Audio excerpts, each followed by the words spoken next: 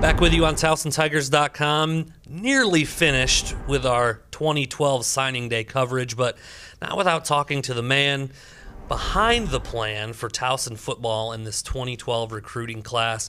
Reno Ferri, not only the recruiting coordinator for Towson football, but I guess you could say recruiting coordinator by night, running backs coach by day, something along those lines. Good way to put it. But Reno, it's important to talk to you not only because you're the recruiting coordinator for this program, but something that I know is sort of unique to your college experience and your experience as a student athlete was that when this day came around for you, we'll say a couple years ago, it was a unique experience. Tell us a little bit about that. Sure. Well, anytime you have to sign an NLI or sign to play football for a team, there's a big commitment. In my case, I signed with West Point, the United States Military Academy. So, 4 or 5 years doesn't sound too bad when you're signing with a school like Towson, but in my case, it was 9 years. So it was an easy decision, but still, it's as an 18-year-old, that's kind of a lot to think about or consider. Something I'm sure you haven't forgotten.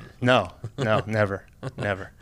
Well, in terms of this year's class and how this class comes together, or really any class, I guess, as the recruiting coordinator, tell us a little bit about not only how this process starts, but maybe when it starts to heat up a little bit and you start to know or have a good feeling about who might be wearing black and gold. Okay, well, I think, the way recruiting is nowadays, there's always heat.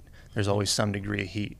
But for us, the first two things we want to establish are, based on our roster and who's graduating, what positions do we need? And that really sets a tone in terms of what we really try to target. So if we need a number of wide receivers, obviously, the guys on staff know to look for wide receivers when they're out on the road. So establishing what our needs are, and then establishing the locations, the areas of the country that we want to recruit are really the first two things that we try to do. Mm-hmm.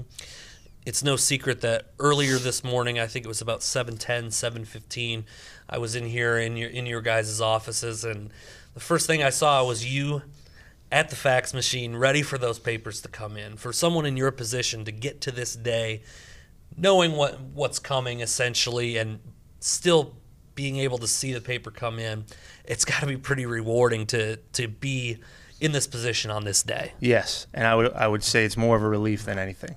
More of a relief. I think we'll see the rewards in the fall when we have hopefully bigger, stronger, faster guys on the field. Mm-hmm. And lastly, Towson's story this year was really known nationally for such a huge turnaround in FCS, going from 1 win to 9 wins, and something I've talked to Coach Ambrose about and a little bit with Coach Hackman today.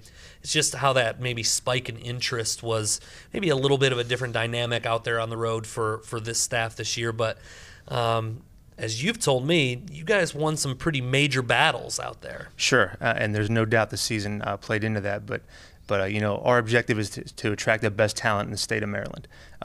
So you look in state, there were a couple situations where guys that we signed had 1A offers. So anytime you could win a battle like that, obviously it's going to help your program. So I think this year there were 3 overall instances of guys having 1A offers and choosing to go to Towson. So that's something we need to continue to do. And if we keep doing that, I got to think that the total of 9 wins is going to be hopefully indicative of where we'll be in the future.